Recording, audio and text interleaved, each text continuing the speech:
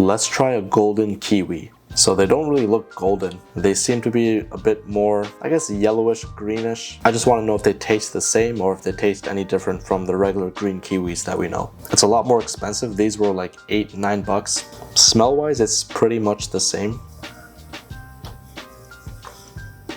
I haven't eaten kiwis in a while. I'm pretty sure I remember what they taste like, and this just tastes like a regular kiwi. I find it's not as sweet as a regular kiwi. It is sweet, but I guess the other thing is that the skin itself isn't as fuzzy. It's more of a smoother texture. And I guess that's why I don't mind eating the skin on this, because it doesn't feel like I'm eating thousands of tiny pieces of hair. So yeah, final verdict. Is it better than a regular kiwi? It's pretty much the same. It's not as sweet, I think, or maybe this is just the batch that I got. It's almost the same, except it's not as hairy. So I don't know if that's a positive or a negative factor in your case, but for me, I think it's a plus. But to justify the price increase, I don't see me buying this again. Regular kiwis are just fine.